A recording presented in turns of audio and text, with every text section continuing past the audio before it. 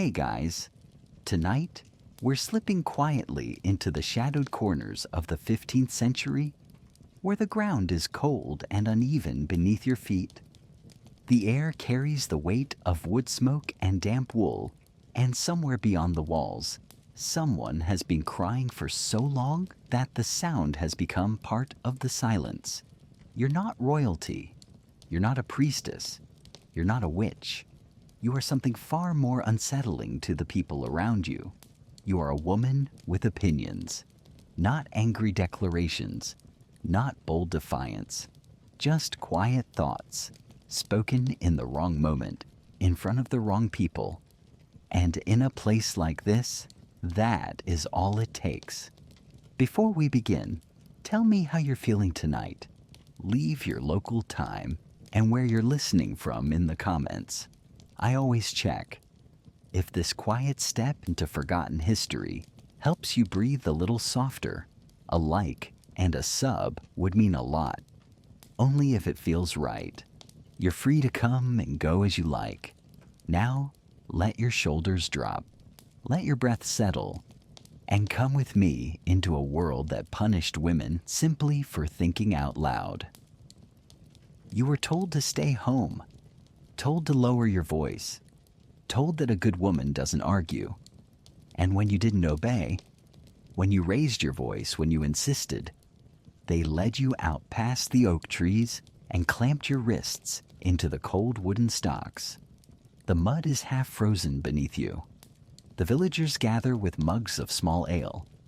A few of them look away, embarrassed, but most don't. Most smirk. It's entertainment, after all. You're being punished for scolding, for public disturbance. That's the polite record. But the truth is, you embarrassed someone who was never taught to be contradicted. A man, a magistrate, a married cousin with a bit too much power and a bruised ego. The official word is misrule. But really, you made them feel small. Stocks weren't just for thieves or drunkards. By 1450, they'd become social tools. Village theater, especially for women like you. Women who didn't know their place, or worse, did, and chose to step outside it anyway. Mainstream records show these punishments often happened on market days. Maximum humiliation, maximum gossip. The butcher's daughter might point and laugh. The smith's apprentice might make a rude gesture. And all of it is supposed to teach you one thing: keep your mouth shut. But even now, even with your head aching from cold and your hands asleep from tight bindings, your eyes wander. You're not broken, just waiting. You're thinking about the girl last week, the one who cried the whole time they locked her here for speaking Latin. Too educated, they said. She'd only recited a line from church, the wrong way. Or the old woman they chained beside the granary wall, all because she'd called the priest a glutton. He was a glutton. But truth in a woman's mouth has always been dangerous.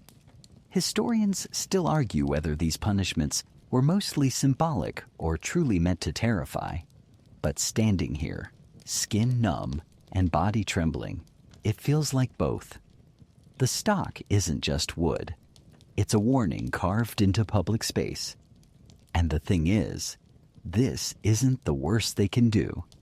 There's an elder watching you right now. A widow who once sat here herself.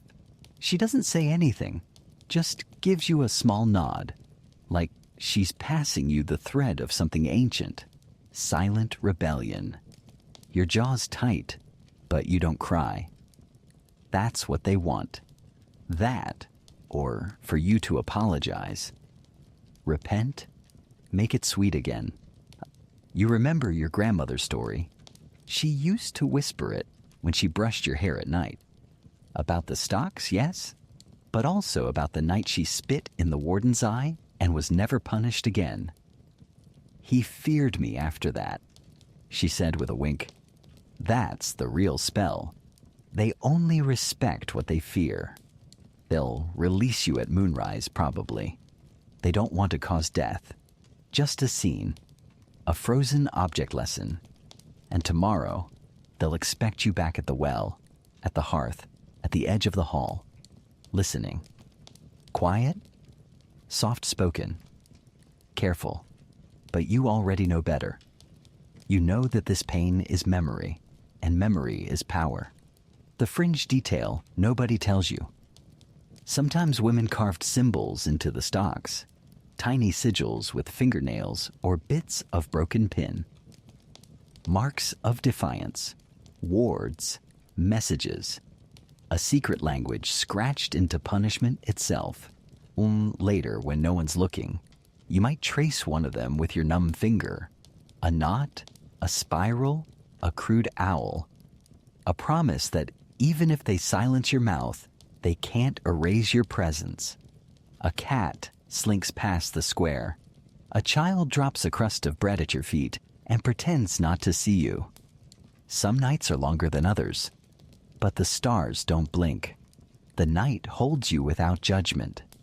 And though your back aches and your pride's been bruised, deep in your chest, there's a slow-burning warmth, a flame they can't see.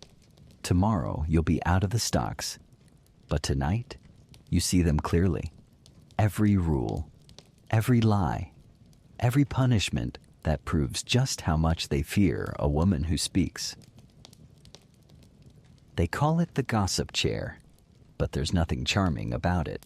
You're pulled through the frost-tipped village by two constables who walk like they're herding cattle, not touching you more than they have to. Not because they respect you, but because they think you're cursed. Tainted. You said something about the alderman's son and his not-so-secret visit to the baker's wife. And worse, you said it out loud. It spreads, of course. That's what words do. And now, well, now you're going for a little ride. They sit you down in a splintering wooden contraption with armrests too wide, back too straight, legs bolted to long bouncing poles. You try to shift your weight. You can't. Your wrists are tied. Your ankles, too. This is the cucking stool, or sometimes just the chair. You're not the first to sit in it, and if the whispers are right, you won't be the last.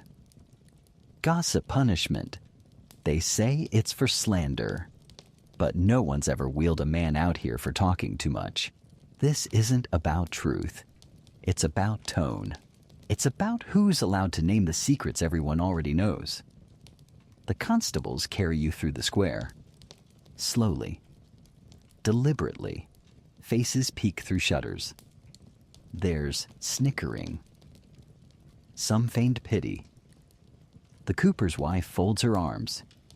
You once warned her about her husband's gambling. Loudly. Past the square. Past the church. And now the chair shifts. They're turning toward the river, because it's not just a parade, it's a dunking. The river smells like cold moss and sewage. It's not deep, but it doesn't have to be. Just murky. Just humiliating. A sloshy, splashy spectacle.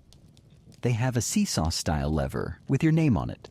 You sit on one end, high above the water, the honor position, while a few boys on the other side grin. One kicks the lever hard. You go under, clothes balloon. Hair slicks to your face. Ears fill. The world turns slow and roaring. Then back up. Everyone watches the water pour off you. You sputter. You gasp. You're meant to look ridiculous. A drowned hen. A raving fool. You know this isn't about purification. No one believes the dunk cleanses you. It just quiets you. Or so they hope. Mainstream records note that by the 1400s, this practice was most common in England and parts of Scotland, especially in small towns where reputation meant everything and the wrong word could fester like rot in a basket of fruit. But there's a strange little twist. Some records show women fighting back, holding their breath on purpose, refusing to cry, kicking, screaming, spitting river water like venom. And there's one curious detail historians still argue over. Did some women sing? One disputed account from Lancashire tells of a miller's wife who was dunked 3 times and surfaced every time humming a tune about the Virgin Mary. Locals said the melody stuck in their heads for weeks, that it haunted them, that no one dared touch her again. You like the sound of that. The rope creaks. They dunk you again. There's a ringing in your ears, a smear of light. You think of the girl next to you at the last market, the one who dared speak Latin. Her lips were cracked, but she winked. You wonder where she is now. When they haul you out for the final time, your dress clings to your knees, and your bones feel like they've been wrung out like laundry. But you don't give them a scream. You give them a smile, a slow, knowing one. And that smile, it sticks with them. Later, they'll say you enjoyed it. That's what always happens when you don't crumble. When they can't break you with cold water and cruel laughter, they say you're wicked. They say you like the attention. They say you're dangerous. And maybe they're right. The punishment ends not with apology, but with silence. No one helps you up. You untie your own hands. You squelch your way down the bank, past the nettles, dripping and freezing and unbroken. The fringe detail that slips through the cracks. Some women carved messages into the riverbank after being dunked. Short, sharp ones. She knows. Laugh louder. Not sorry. Words scratched in with sticks, teeth, pins hidden in braids. Words meant to survive. You reach your home and peel off the wet dress. Your skin is purpled and raw. But your mind? Oh, your mind is hot, bright, alive. Because they thought this would shame you. But now you know exactly how fear feels. And it's not yours. It's theirs. They're the ones who couldn't stand the sound of a woman naming things out loud. They had to drown the sound. You climb into bed, hair still damp, eyes on the ceiling. The night is quiet, but your thoughts echo like bells. You think of others, past and future, drenched but defiant. You imagine a different kind of chair, one you build yourself, high and carved and crowned, and in it you sit tall, still talking, still watching, still not sorry. The first thing you feel is the cold ring of iron against your cheek. It's not heavy, not at first, just awkward, close, intimate in the worst possible way. You've heard whispers about this thing. The branks, the scold's bridle, a gag made of iron and humiliation. And now it's strapped to your face like a joke no one asked for. There's a long tongue of metal that curls into your mouth, pressing down on your actual tongue, so that if you try to speak or even swallow, it scrapes. You test it gently. Your teeth graze rust. This is what they think you deserve. You said too much at the meeting last night. The town council had asked for quiet listeners, not suggestions, but you made one. A clever, clear point about taxes or fairness or something equally offensive. The steward blushed. The others fidgeted. Someone muttered, "There she goes again." And this morning, they summoned you. You thought it would be a lecture. It was not. This device was locked around your head by the constable's wife, a woman you once helped deliver her 3rd child. She wouldn't meet your eyes. She just did the buckles. Tight. Now you walk through the village square like a cow in a cruel parade. You can't speak. That's the point. But the iron whispers anyway. It says, "Don't think this makes you small. Think what it says about them." Because it's not just about what you said. It's about the fact that you said it without permission. You weren't in the market. You weren't gossiping by the well. You were in a hall meant for men, offering logic, not whispers. And they needed to make an example. Mainstream historical records mention the scold's bridle appearing more in the early 1600s, but some trace it back to the 15th century. Early versions, cruder, locally made, pieces of farm tools hammered into muzzles. Some were engraved. Some had bells. The bells were the worst. They alerted people as you walked, calling attention to your shame. Yours has no bell, but it squeaks. People look, children point, the baker's boy smirks. You once caught him pocketing raisins and told his mother. Now he hisses a rhyme under his breath. Bridal girl, iron mouth, talks too fast, headed south. You can't even laugh. Your tongue throbs. You remember the elder women who spoke of these things, quietly, when the fire was low. Some claimed the bridle caused infections. Others said you could learn to talk around it, just to spite them. Whisper secrets past metal teeth, like a riddle you can't unhear. Historians still argue whether these bridles were truly common, or more symbolic. Some think only a few ever existed, but maybe they've just been buried, hidden like bones under church floors, or melted down once they'd served their purpose, like you were supposed to be, melted into something softer, gentler, quieter. But what if you don't melt? What if you harden? The fringe detail you're never taught. Some bridles were lined with bits of scripture, tiny scrolls stuffed into the cheek gaps, as if religious text might silence a woman better than iron. One was found centuries later with a verse in Latin. The tongue of the wise brings healing. You let that one roll around in your skull like a private joke, because here you are, wiser than most and gagged for it. You shuffle past the well where another woman meets your eyes. Just for a moment. She doesn't look away. You wonder if she's next, or if she's remembering the last time they strapped this thing to her. When they finally unbuckle it, your jaw snaps shut like it belongs to someone else. Your mouth tastes like rust and shame. Your lips are cracked, but your eyes, still bright, still full. You don't say anything right away. Let them think you've learned. Let them think they've won. But when you do speak again, and oh you will, you'll choose your words with precision, with fire, with steel in your voice, because now you know how much they fear it. That's the secret they keep trying to hide with all this noise and metal and mockery. They fear your tongue more than your fists. You dream that night of taking the bridle and reshaping it, turning it into a crown. Not to wear, but to hang, visible, over the hearth.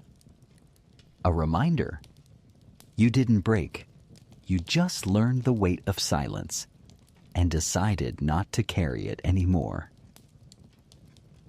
It starts with the smell of yeast and smoke, warm and familiar.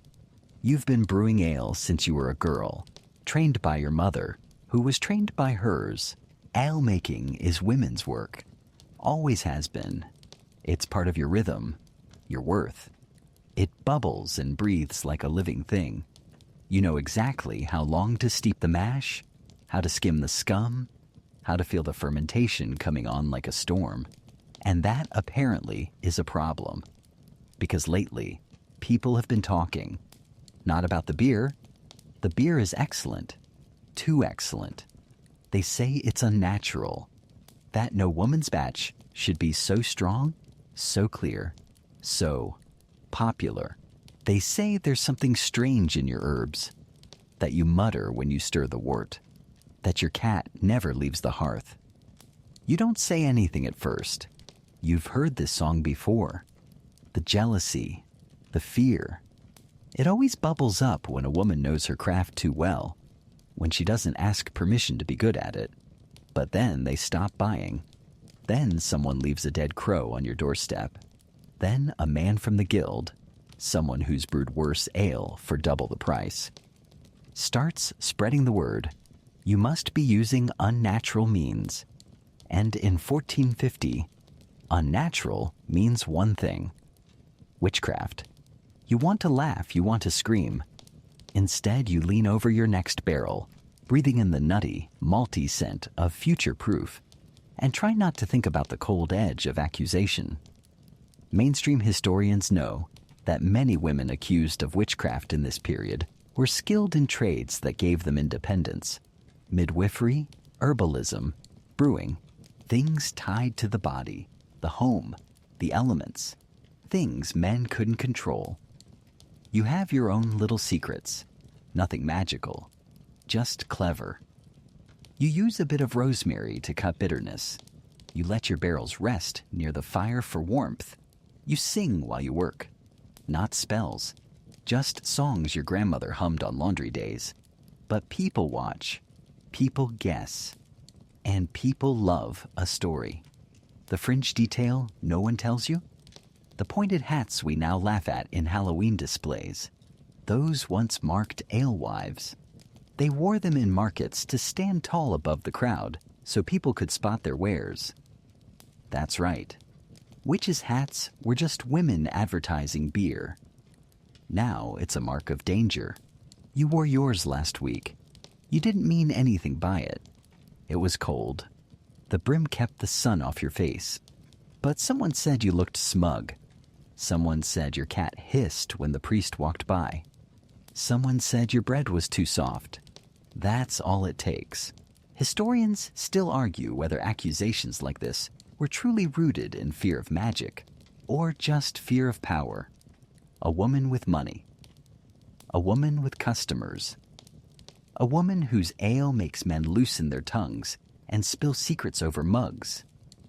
You've always had a head for numbers. For heat. For hands moving in rhythm with water and grain. But now those same hands are considered dangerous. You're summoned by the reeve. Not the church. Not yet. Just the village court. It's the first knock. He doesn't accuse you outright.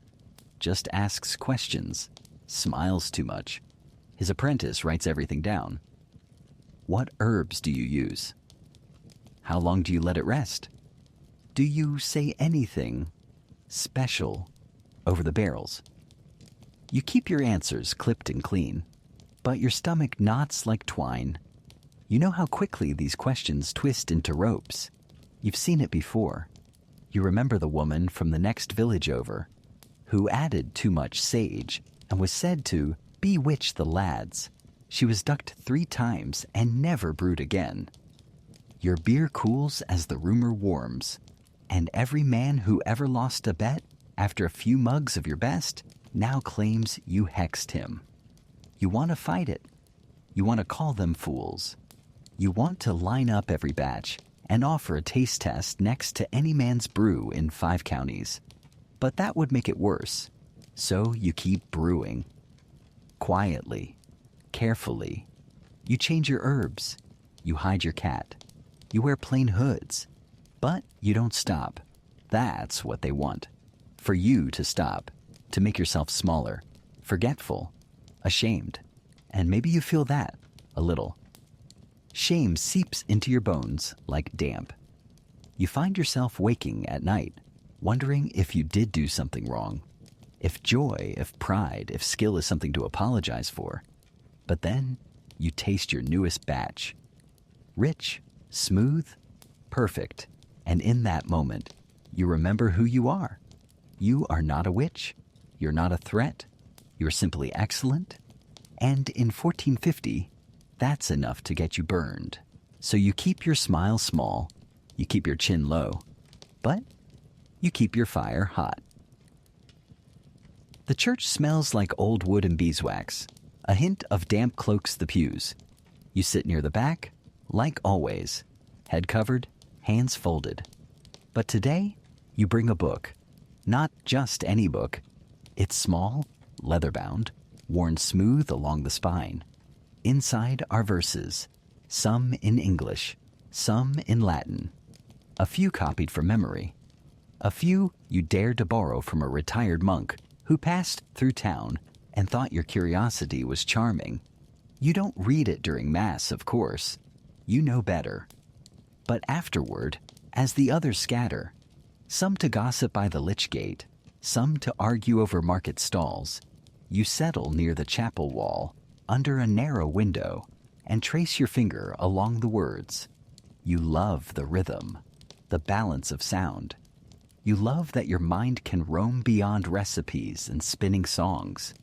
You read about martyrs, about kingdoms fallen and risen. You read aloud, softly, almost a whisper, and someone hears you. A child? A deacon? You don't know. But later that week, the murmurs start. She reads Latin. Where did she learn it? Did she teach herself? Or was it taught to her? There it is again, that question. Not just what you know, but how you came to know it. Because a woman shouldn't know things uninvited, especially not holy things, especially not the wrong tongue.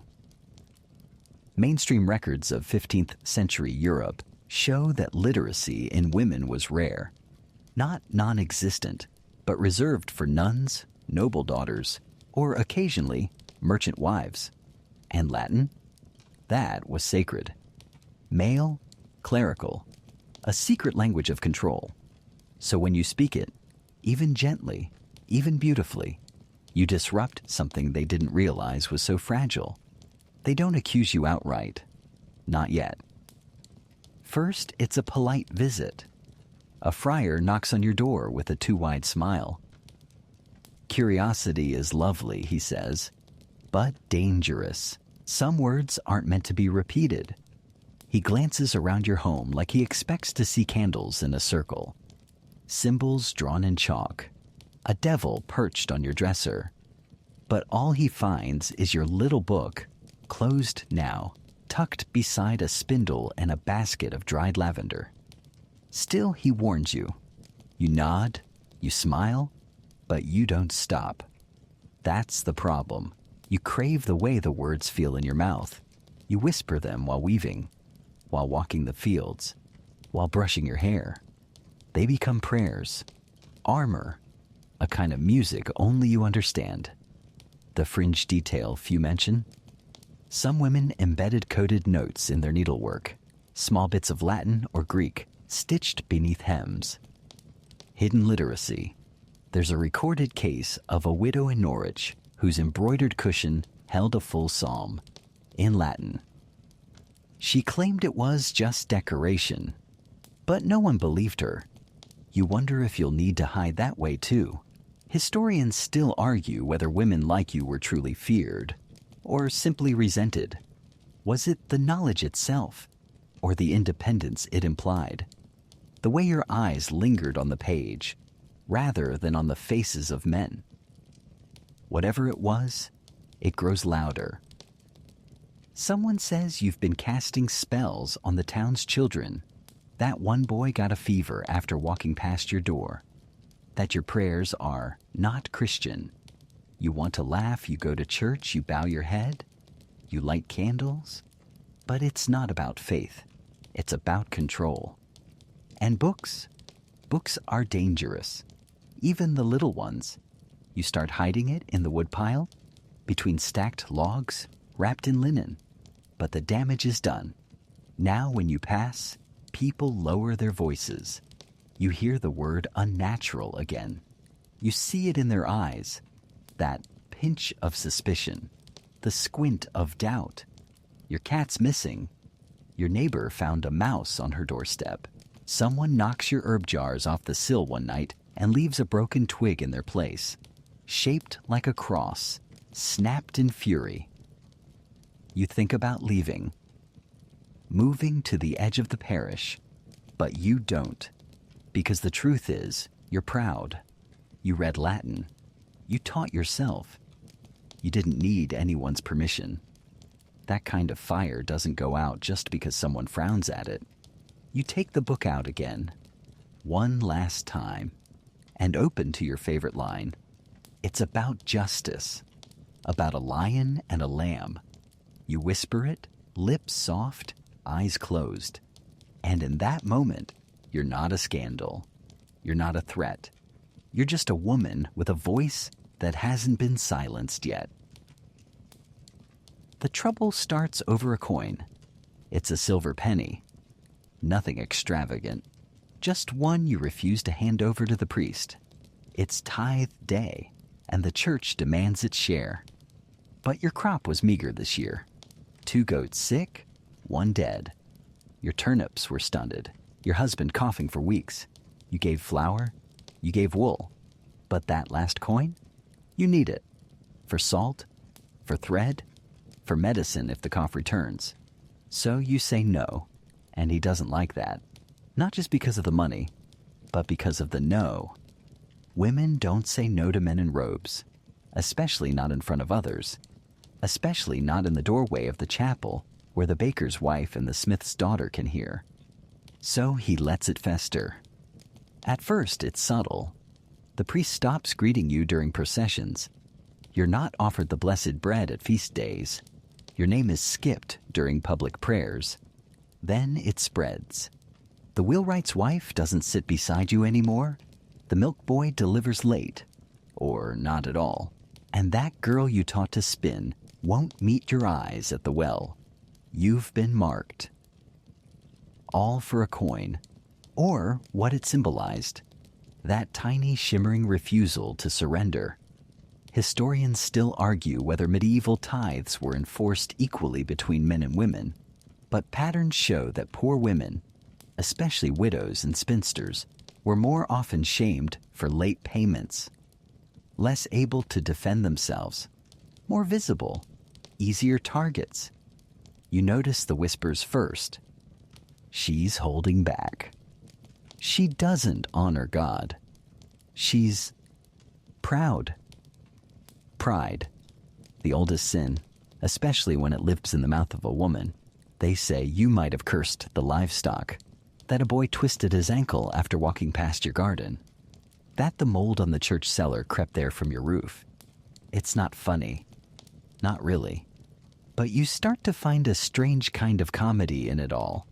If you had that kind of power, surely you'd be warm, rich, and left alone by now. But that's not the point.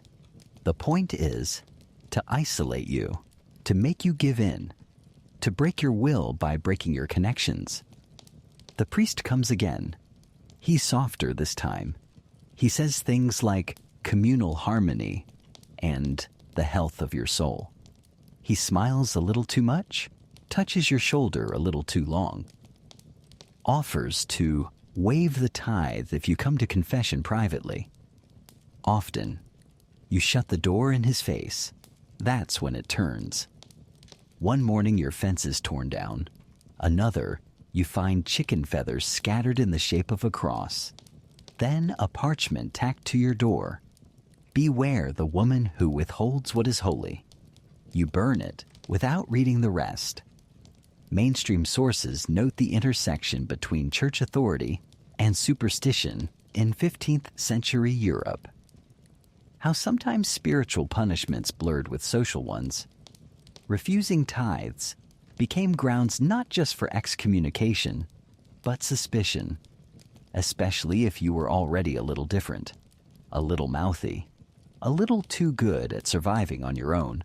The fringe detail you hear from the tanner's wife, whispered over firewood, is that some women hid their coin in loaves of bread, paid in secret, on their knees, behind the altar door, as if silence could buy absolution. But you didn't kneel. You didn't offer a bribe shaped like a blessing. And so now, you're a story. The kind of woman who doesn't submit. The kind who might cause the next illness, or storm, or stillbirth. It doesn't matter that you've done nothing. Guilt isn't the point. Control is. You wake one night to find a line of salt poured across your doorstep, broken in the middle, where someone stepped through it. You don't cry. You don't pray. You light a candle, and in the flame, you remember something your grandmother once said. There's more than one kind of church. One is made of stone. The other is made of women who've been told they're too much. You hum as you stir your stew. You wear your brightest apron to market. You keep the coin because you might not have power in the eyes of the law or the pulpit, but you have something older. You have memory. You have presence. You have defiance braided into your bones, and that's worth more than silver. You didn't ask for the land. You just inherited it. Your husband died last winter. Fever took him quickly in 2 gray-eyed days. You buried him properly. You wore the black. You wept in the places women are allowed to weep.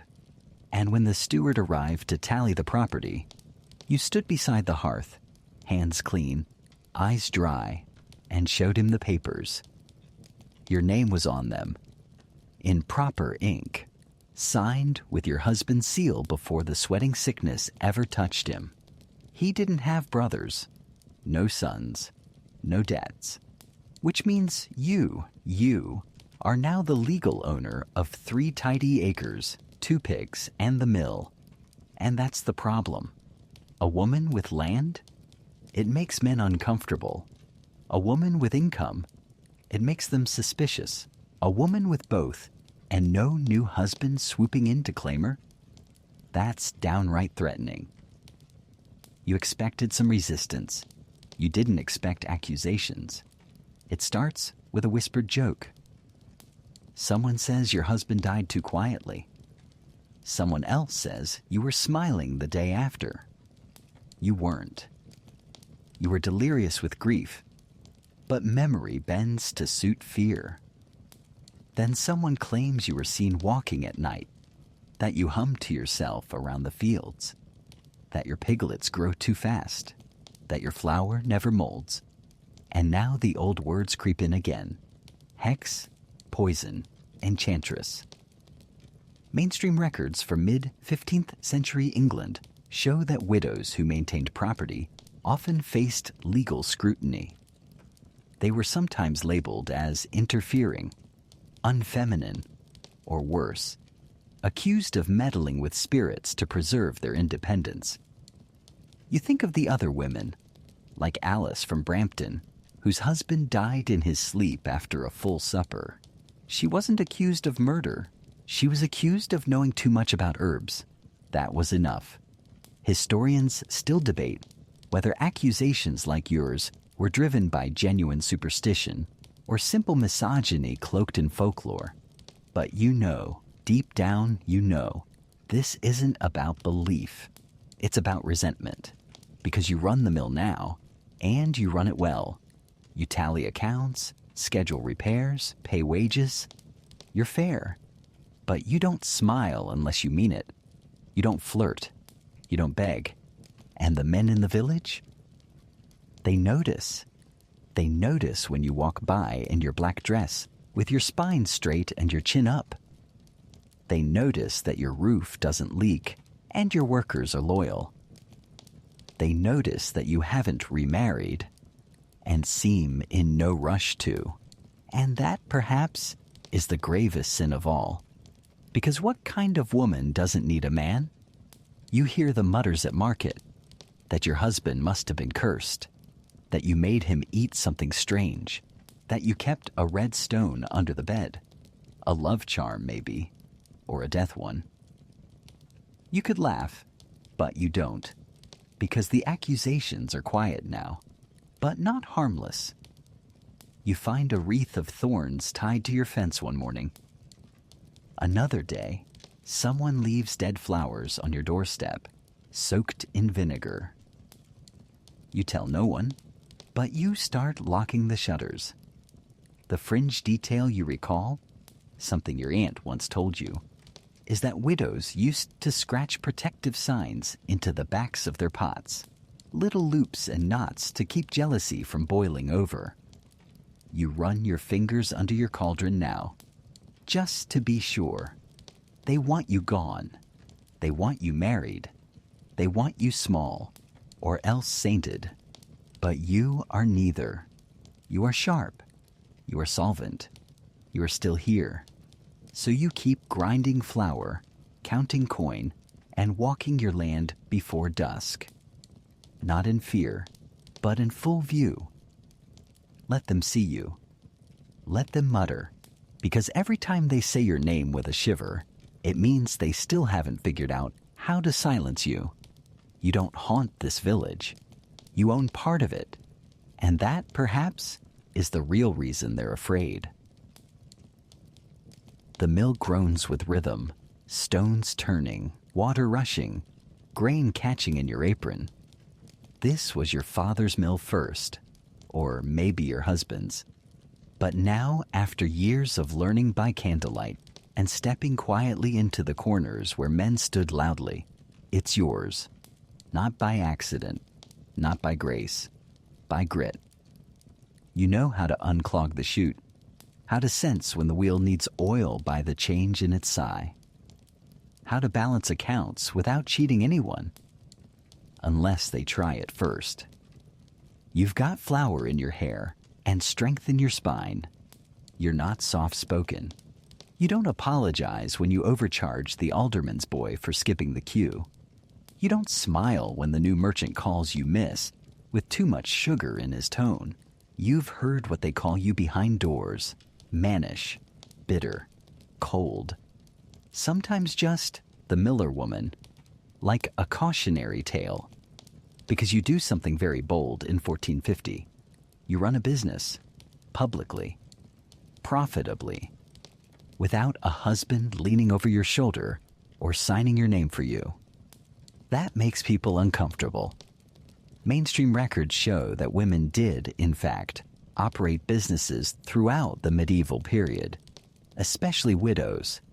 But the moment they were too visible, too successful, too assertive, they became a problem. Like you. You've become a problem. You hear it in the way the other traders greet you, or don't. You notice how the parish scroll forgets to include your donation this feast day. Even though your sack of flour fed half the town last week, they tell stories. That your mill runs at night. That lights flicker when no one's there. That you were once seen talking to a white bird on the roof.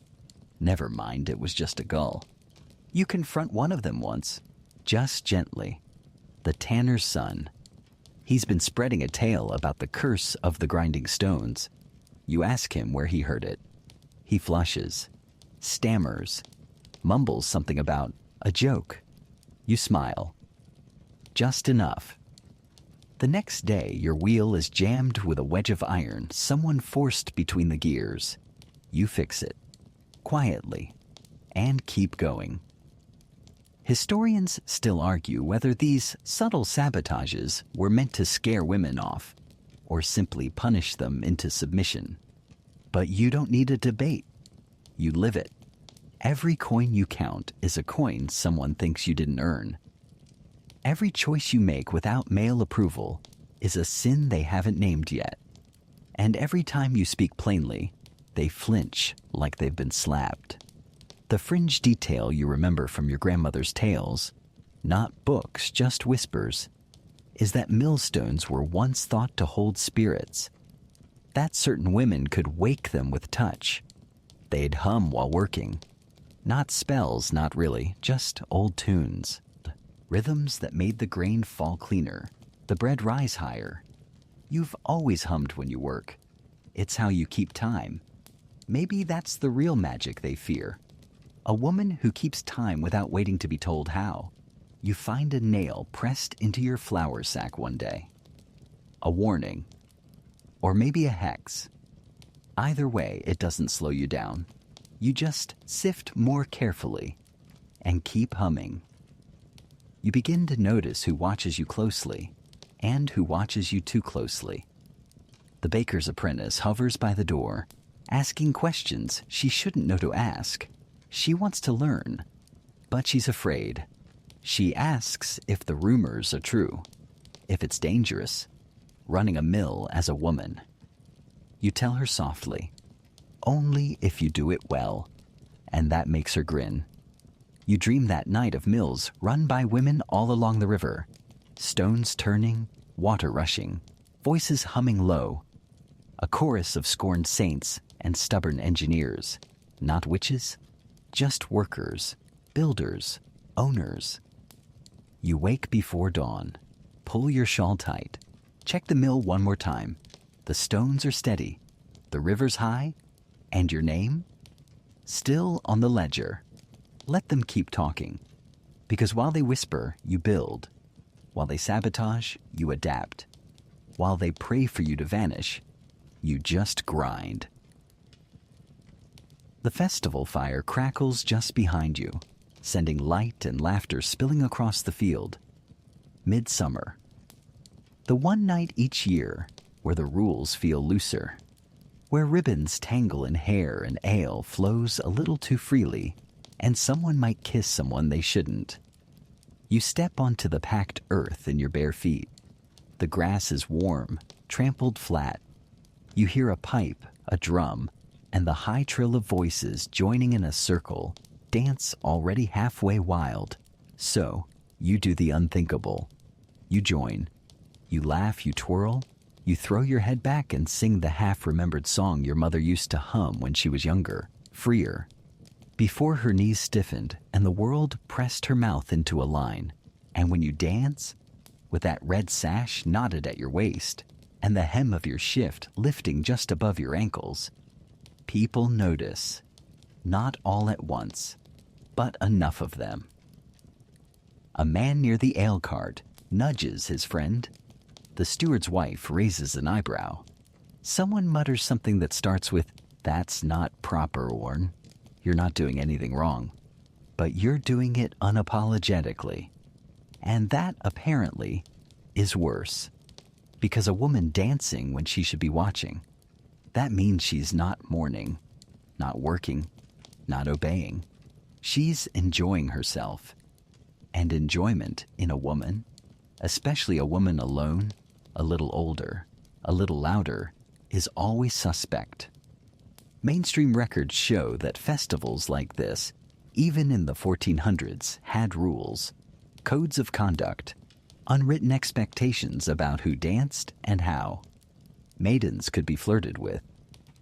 Wives should stay modest. Widows?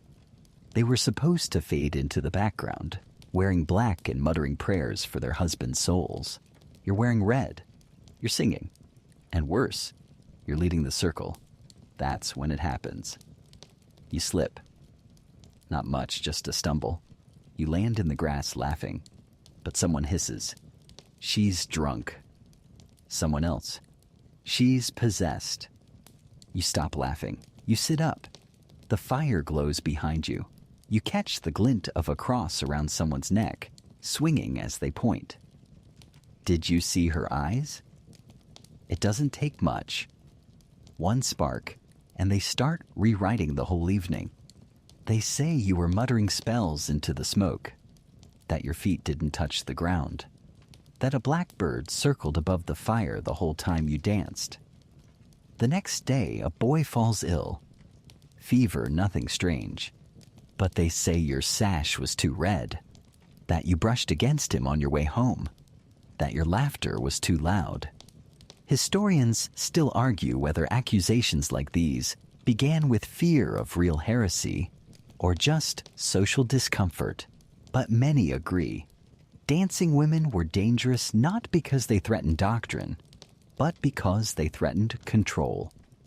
The fringe detail you remember from A Traveling Peddler's Tale, one you weren't supposed to hear, is that in some places, festivals were once led by women, that priestesses danced barefoot to bless the crops. That red was a sacred color. That music wasn't rebellion. It was memory. You hum that song again under your breath as you sweep your doorstep. The tune lingers like dust in the corners. You're not invited to the next feast. No one says why, but the message is clear. Keep your joy quiet. Keep your hips still. Keep your voice inside your throat. You don't. You dance alone now sometimes. At night, behind the mill. Just your shadow and the moon. Not rebellion. Not quite. But not silence either. You keep the red sash. You hang it by the window where the light catches it at sunset. And when a little girl walks past your house, wide-eyed and grinning, and asks, "Was that you singing at the fire?" you just wink, because they want you to be afraid, to be ashamed, to pretend that night never happened. But you remember the music, the fire, the way your body moved like it belonged to no one but you. And that's still yours. It starts with a book, not one of those thick leather folios chained to monastery desks, not a holy tome or a merchant's ledger, just a small bundle of pages bound in thread, tucked into the hem of your apron, nestled between flower and thread and little stolen moments. It's yours. You write in it. Not every day, not even regularly, but when something needs remembering. You copy a recipe for barley tonic your grandmother swore could bring back the moon. You sketch a rough symbol that came to you in a dream. You scribble names, dates, bits of song, the kind that float into your head while you're weeding or waiting for the kettle to boil. It isn't magic. It's just yours.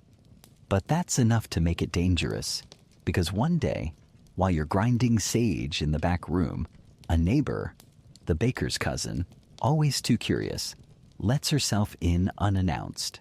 She sees the book lying open, sees the strange marks, hears your song, and within 2 days, everyone knows. She says it's a spell book. She says she saw a drawing of a fox with 7 tails and numbers that add up to 13, that you were humming in tongues. You weren't, but no one cares. By the end of the week, 3 women stop speaking to you. A child crosses the road to avoid your gate. The washerwoman spits near your doorstep by accident. Someone leaves a piece of meat at your door, raw, bloody, and stinking, wrapped in a page torn from a psalter. Mainstream sources show that many women accused of sorcery kept personal books, not of spells, but of household knowledge, recipes, birth logs, healing notes, things passed down in matrilineal chains when formal schooling wasn't an option. But to those who didn't understand the marks, the meanings looked suspicious, foreign, forbidden. You try to explain once. You open the book to show a chart of moon cycles, for planting, not for curses. You point to your grandmother's name written in a soft, crooked hand. But the vicar looks at the ink like it might burn him. He asks, why not leave this kind of thing to memory? You want to ask, why is a woman remembering things in ink worse than forgetting them altogether? But you don't, because you know what he wants. You're supposed to apologize, to burn it, to tremble. Instead, you close it softly, place it back on the shelf, and offer him tea. That unnerves him more than any sigil could. Historians still debate the existence of witch books in common households. Some argue they were more myth than fact, projection, fear, or fable. But there are enough records of notebooks seized, scribbles examined, pages misread and feared, to know that yours wouldn't be the first to cause a stir. The fringe detail from an old mill tale says a woman once wrote a book of dreams, then bound the pages in birch bark and buried it under her floor.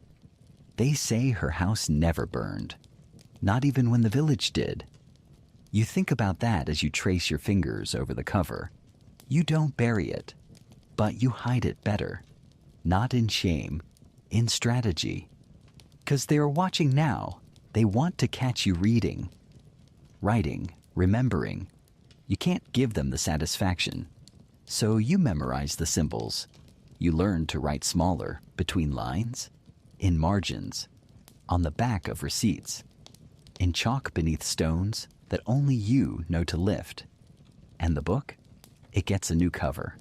Plain, boring, something no one would look at twice. Let them think you've let it go, that you've surrendered, that you're normal again. You let them talk. Let them wonder. But every time your pen scratches against paper, Every time you press your knowledge into the world like a seed into soil, you reclaim something ancient. You're not a scribe, not a scholar, not a priestess. You're just a woman with a little book and a long memory. And that's more power than they'll ever understand. You've heard the warning in a dozen different tones. Soft murmurs in crowded church pews, stern declamations from pulpit and prelate. Hushed gossip spun into lilting rhymes at the edge of market stalls. A woman unwed is a danger both to herself and to everyone around her. You never quite believed it. You listened politely to the pointed glances and the hisses behind cupped hands. You let the words brush past you, like leaves skidding across a dusty lane. But you never let them settle, until the day you simply stopped excusing yourself for being unmarried. You're not a widow, bound by grief-laden memories. You're not a flower drooping in secret sorrow. You're not waiting on some providential suitor, broad of shoulder, steady of hand, bearing both plow and pension in his satchel, to knock on your door. Instead, you made a quiet, courageous choice. You would not marry, and everything changed. Suddenly, the same neighbors who once greeted you with nods are now wary. Their eyes follow you across the yard as you haul buckets of water, as you tend your small herb patch, as you step into the evening air with a basket of freshly baked rolls warming your arms. Their chatter ripples through the lanes. She's stubborn. She's strange. She's cursed. It wasn't always like this. In the beginning, they simply presumed you'd grow weary of your independence, that some young fellow with a shy smile would wander by your window and change your mind. That time would smooth your sharp edges, as they put it. But the seasons cycled on, and you remained resolute. You labored in your garden beneath the sun's warm gaze. You lent your strong back to neighbors bent beneath winter's weight, hauling firewood through snowdrifts. You stitched torn garments by candlelight and learned, under the midwife's watchful tutelage, how to set a broken bone. You became not just self-sufficient, but indispensable. And that, perhaps, was your first and greatest misstep. The dusty ledgers in the town hall record that, by the mid-15th century, women who remained unwed past a certain age, derisively labeled spinsters, drew suspicion. If they tilled their own soil, managed their own income, or, heaven help them, displayed any hint of contentment, they were marked. The word spun itself into an insult, not merely unwed, but defiant of nature's course. You molded your own loaves of bread, crust golden and crinkling with steam. You repaired your own roof when spring's rains began drumming overhead. You nestled into your bed each night without waiting for any man's blessing or absolution. And it unnerves them. Because what sort of woman doesn't yearn to be claimed? To be one of the wives, one of the mothers, one whose happiness hinges on another's devotion? Questions circle around you like hawks overhead, never delivered directly, but whispered in taverns and at the church gate. Is there something wrong with her body? Did she suffer some heartbreak so dark it cannot be spoken? Does she indulge in improper thoughts? Some insist you are too proud. Others theorize that some hidden tragedy festers in your past. They imagine a romance dashed upon cruel rocks, a scandal buried in shame. They cannot fathom that you simply prefer your own company, that your laughter does not need an audience, that your heart does not depend on being chosen. One afternoon, a small voice carries your reputation farther than gossip ever could. A child, wide-eyed and innocent, peers at you across the wooden fence. Miss May talks to herself, you know. Too much. You only smile. You do converse with yourself. After all, the most honest discussions are those in which you get to finish your sentences. A detail tucked away in an ancient tax roll makes you grin.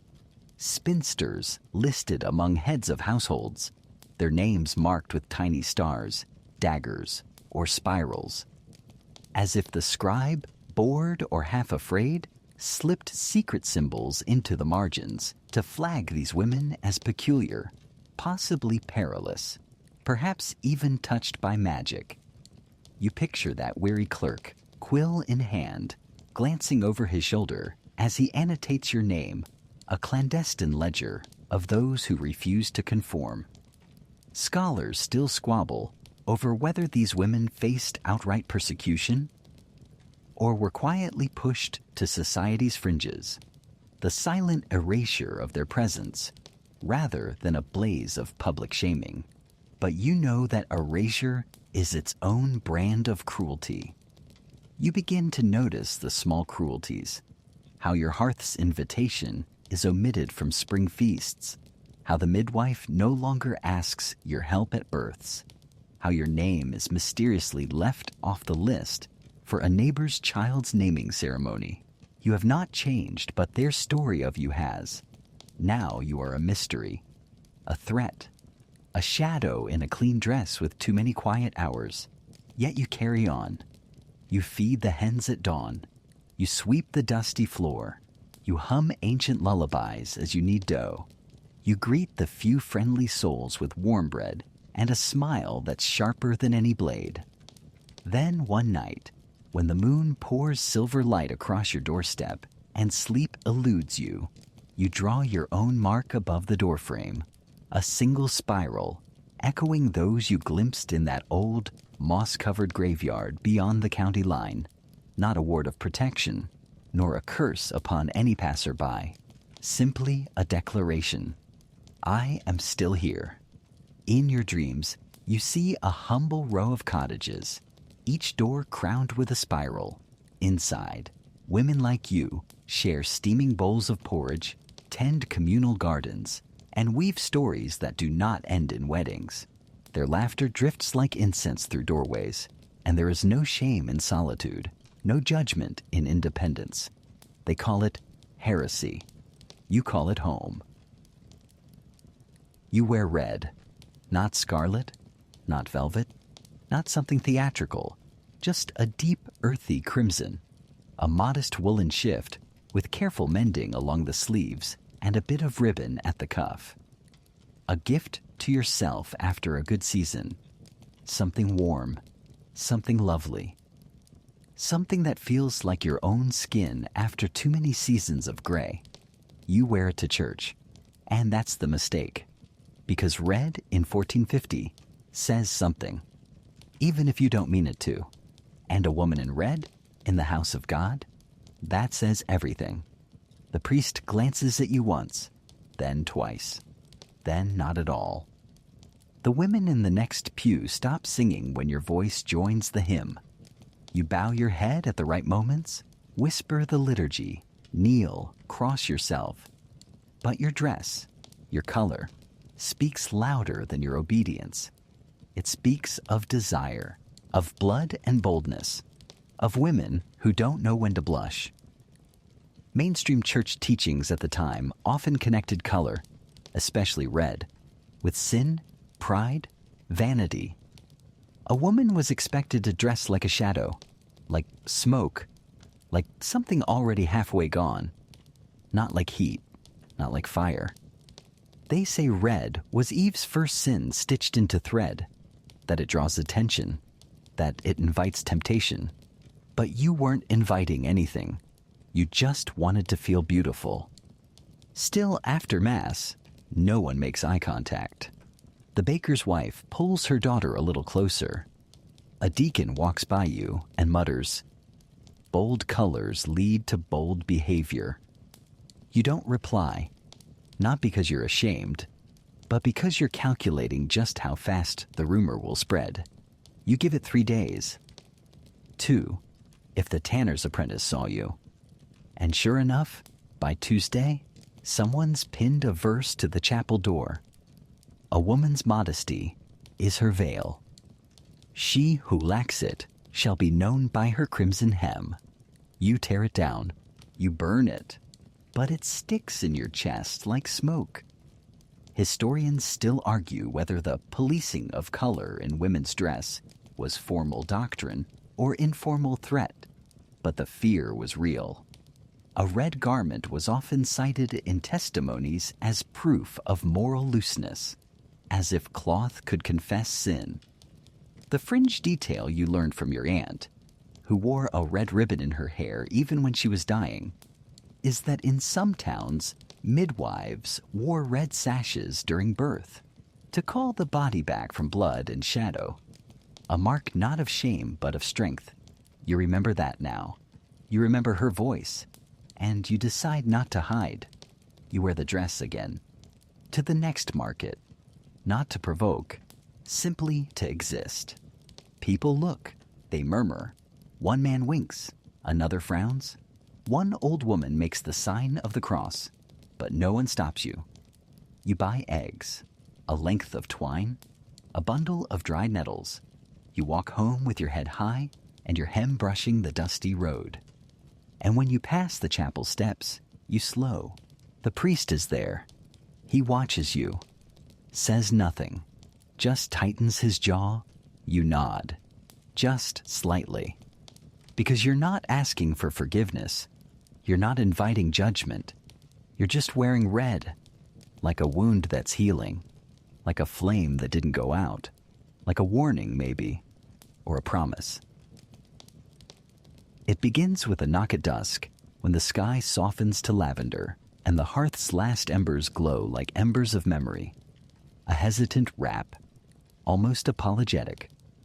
You rise from your stool, brush flour from your apron, and open the door to find a woman stooped beneath a faded shawl, her eyes rimmed with red and her fingers trembling around a small bundle wrapped in coarse linen.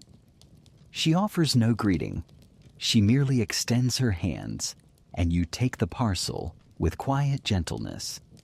Peeling back the cloth, you reveal a handful of dried leaves mottled brown and green, a gnarled root, faintly scented of earth and rain, and a sliver of beeswax glowing like captured sunlight.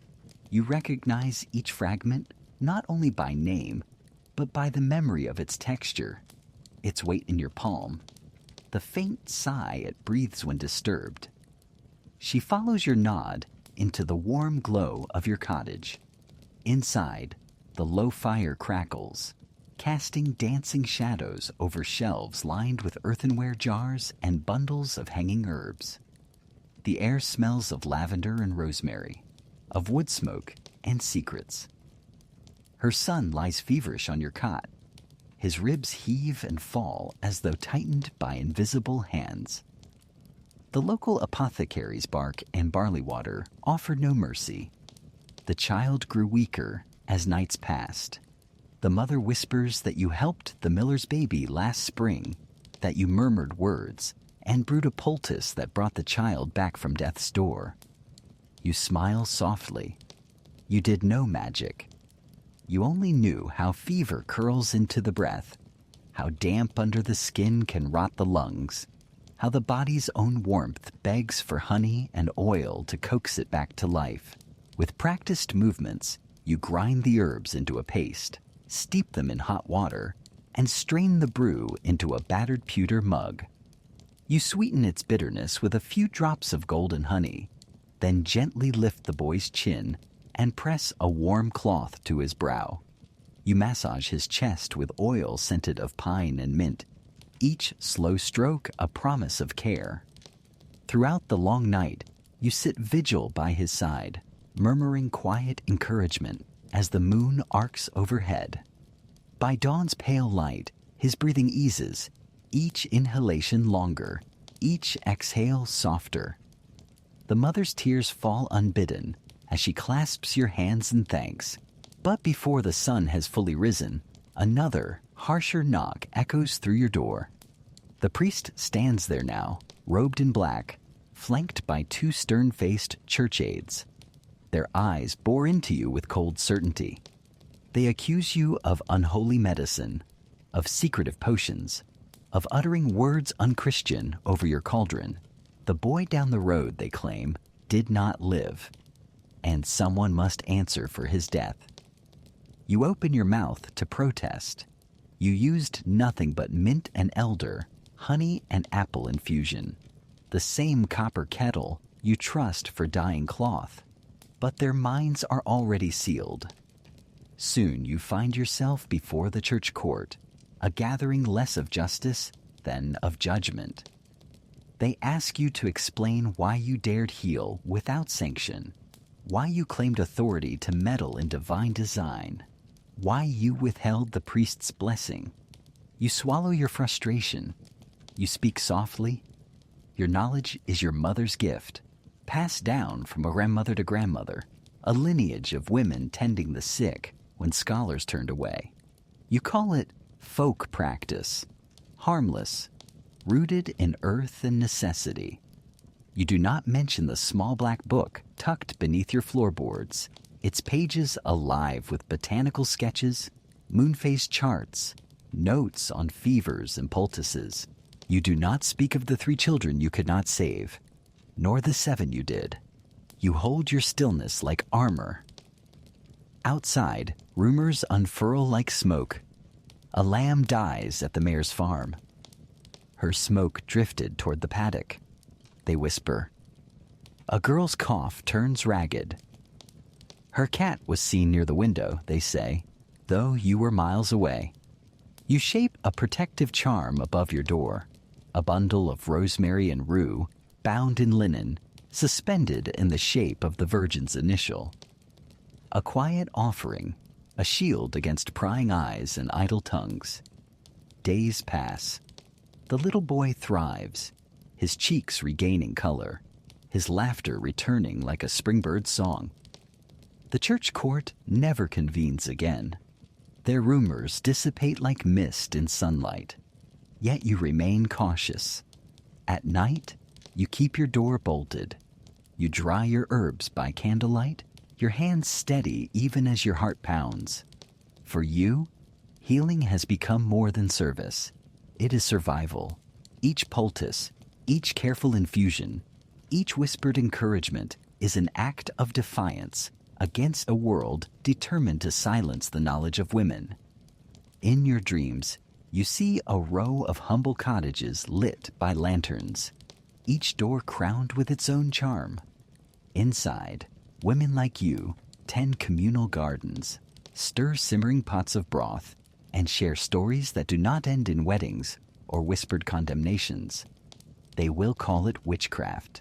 You will call it home. It begins oddly enough with a cat. You never invited her. One misdamp evening, as you set your supper dishes out to cool on the windowsill, you spotted her, small and coal-black, her fur slick with dew, her bright green eyes like lanterns in the gathering dusk. She padded up the worn path to your door, silent as a shadow, and curled herself into a perfect circle beside your welcome mat. You offered her a scrap of fish, just enough to sate her hunger, and expected she'd wander off at sunrise. But she stayed. Morning found her stretched along your doorstep, tail flicking patiently, as if waiting for you to notice. She followed you through the hedgerow into the market, weaving between basket stands and earthenware barrels, her paws making no sound on the cobblestones. When you paused to haggle over onions, she settled beside your boots, head tipped expectantly. You named her Mags, short for Magdalene, though you never spoke that aloud, and she responded by brushing against your skirt, purring a quiet rumble that felt like welcome home. At first the villagers merely smiled. Children cooed and offered her crusts of stale bread. You heard compliments on how pretty she was, like a blossom of night winding through the day. But whispers have a way of growing teeth. It started with the cow down the lane, old Martha's best milker, found miscarried in the barn. Next, a neighbor discovered her cream curdled before it had barely thickened. Over mugs of cider in the tavern, someone murmured, "I saw her cat perched atop the chapel roof at dawn, staring through the belfry with a knowing glare." That was all they needed. For centuries, black cats have trailed superstition like a cloak. By the late Middle Ages, solitary felines were woven into tales of spirits and demons. Even Pope Gregory IX wrote of them with suspicion. By 1450, every hiss of a cat's tail seemed laden with dread. And your Mags. Overnight, she ceased to be a mere companion. She became a familiar. They said she carried your whispers into the night, that she nodded as you crushed herbs in your mortar, that she watched the flames of your hearth with eyes too intelligent for mere beast. One child swore they heard her speak, softly in half-formed words. A drunken farmer swore he saw her vanish into thin air as he hurdled a gate.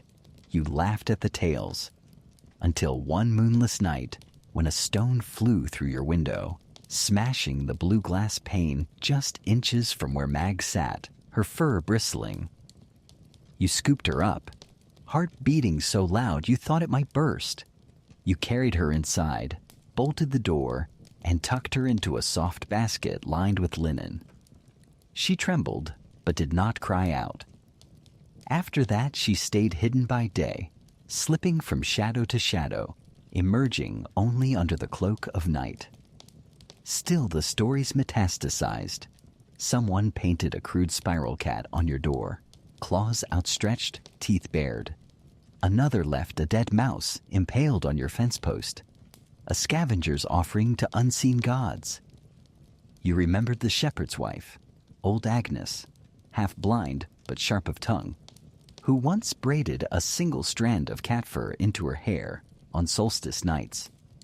For protection, Agnes had rasped, or to feel wild even for a moment. You considered it, but instead you leaned into the defiance. You began to speak softly to Mags, not in fear, but in solidarity. Words of gratitude, of quiet rebellion, of unspoken promises.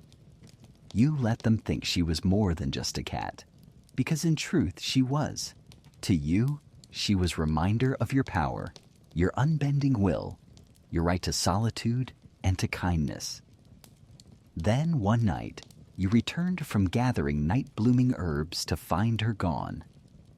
Panic was a cold hand at your spine as you searched the edge of the woods, the smithy's yard, the hayloft above the barn, every dark corner of your world, until exhaustion forced you home. Just before dawn, a faint thump at the door roused you. There she was, soaked to the skin, her limp body pressed against the wood. Around her neck was your ribbon, scarlet silk, the one you used to tie up your hair, knotted crudely, stained with dirt. A message, a warning. You did not untie it. Instead, you left the ribbon in place, a vivid slash of defiance against your pale doorstep. You built her a small nest by the hearth, lined with soft straw and scented with lavender. You fed her the choicest scraps of dinner and let her curl against your side as you spun wool into yarn, her steady purring a drumbet in the hush of your cottage. Because if you were to be feared, let it be for something true. Let them tremble at the sight of your loyalty, at your gentle hands, at the clear, unwavering defiance in your eyes. So let them say what they will. Let them paint marks on doors or hammer nails into fences. You have your shadow cat, your herbs, your hearth, and your heart, full of unspoken truths. And at night, when the world grows quiet and only the glow of your fire remains, you whisper one last promise to Mags. We endure, we belong, and no fear can undo what love has bound together. You laugh, not the polite chime of a tinkling bell, nor the delicate flutter of a fan muffling mirth. This is a laugh that rises from deep within you, an honest, open-throated sound that spills into the air like bright sparks from a hearth fire. It startles you at first, that wild burst of joy, but then you feel it buoy you, as though you've shed some hidden weight with its echo. That single peal is the moment everything tilts on its axis. It happens at the weekly town meeting in the long, narrow hall where oaken benches creak and daylight slants through grimy windows. The magistrate stands atop the dais, droning on about fence repairs and tax levies in a voice as thick as honey gone sour. He misquotes the numbers, again, and nobody dares correct him. His words tumble over one another, and you, flushed with a quiet courage perhaps born of the evening's shared cider, can't help yourself. You let your amusement sparkle free. The laughter crackles through the room like the snap of kindling. Heads swivel. The magistrate's face blooms crimson, as if he's been caught standing in the rain without a cloak. The hall falls into a hush so profound it presses against your ears, making your own heartbeat drum painfully loud. In that breathless stillness, you realize you are more than merely present. You're a disruption. It makes no difference that the man's blunder was obvious, that everyone else noticed it silently. What matters is that you named it with sound. You let it slip out in public. You claimed space for truth, however small, in a world that expects women to remain quiet, compliant, and unseen.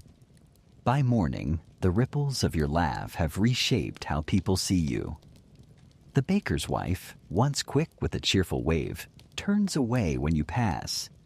The merchant at the grain stall hands you too little coin, eyes darting away before you can point out his error.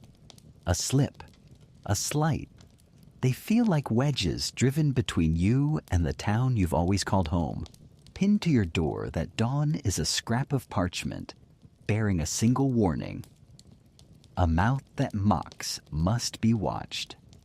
You gather it in a quiet hand and feed it to the hearth flames. The paper curls and blackens, and you watch the words dissolve into ash. But even as the smoke drifts skyward, you know the mark against your reputation will not burn so easily. Whispers grow teeth.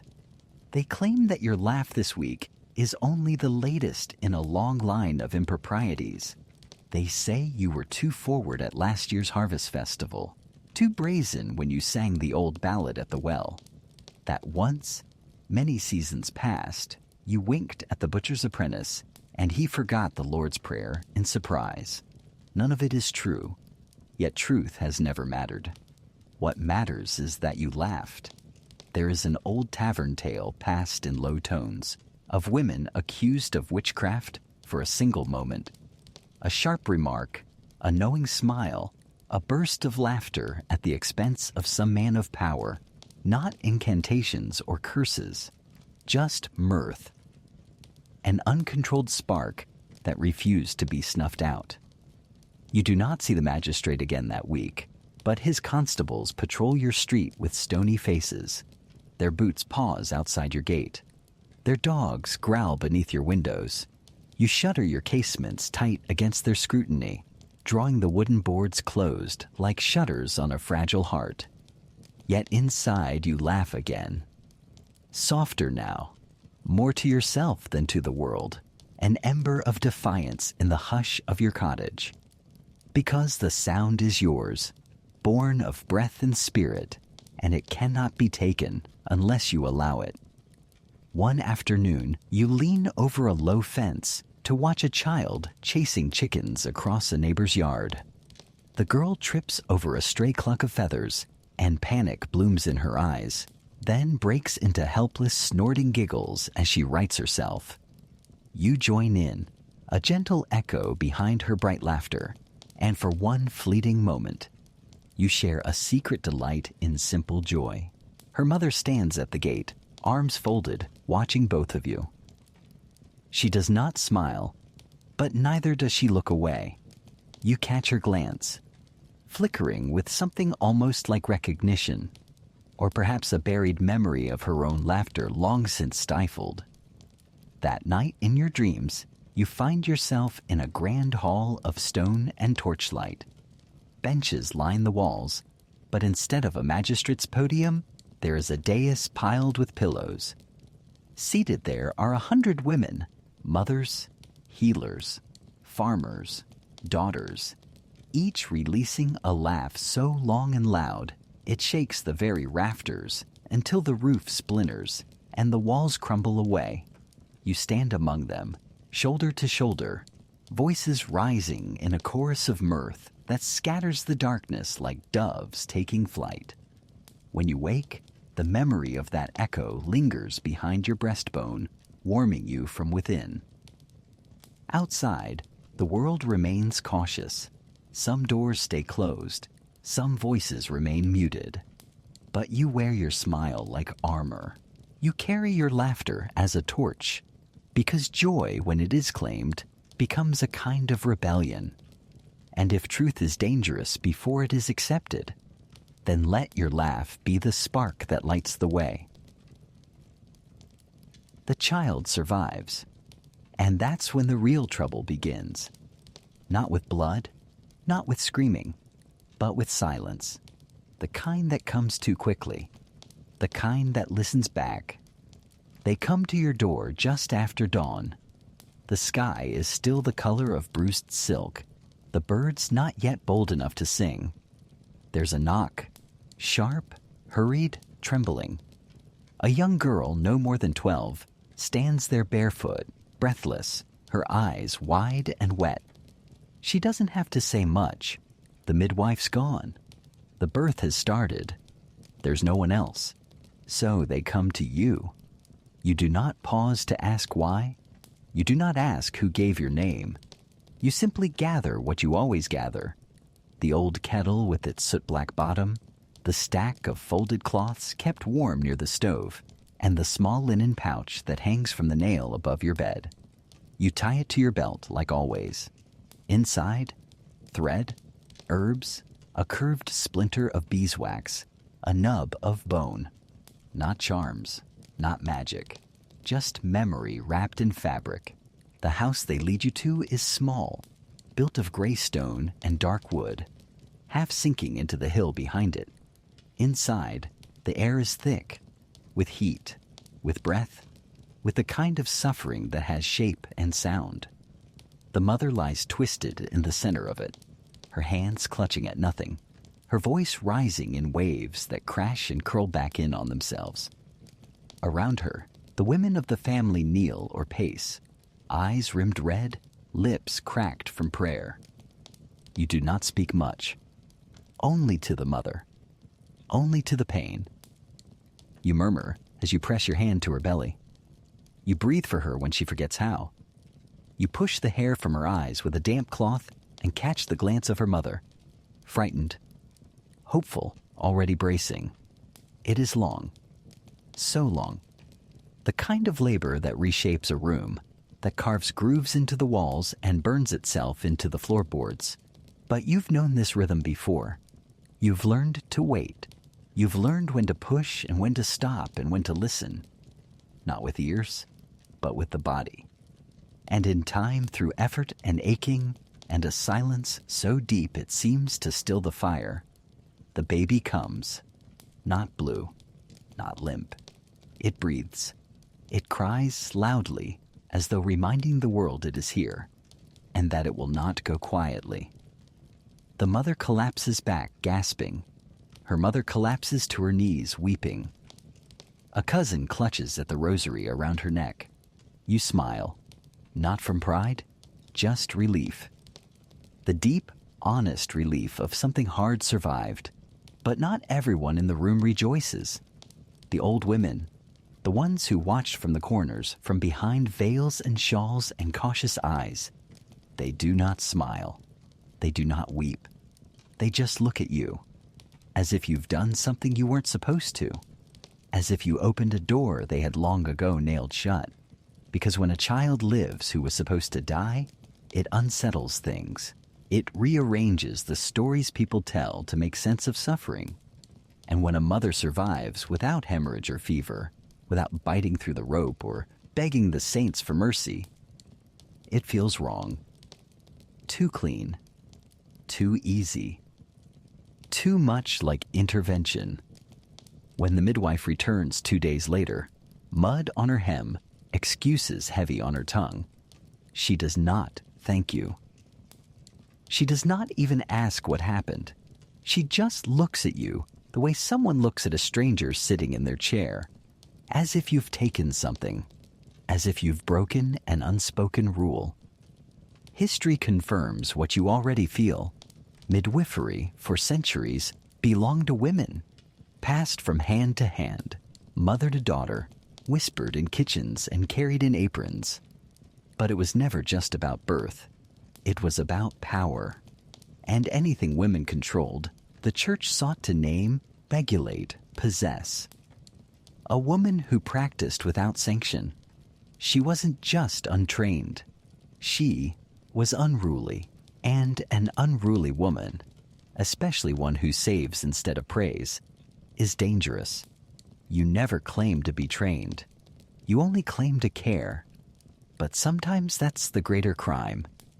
They begin to whisper that the herbs you used smelled unfamiliar, that your fingers moved too fast, that the baby's cord came away like silk, not messy, not tangled, just strange.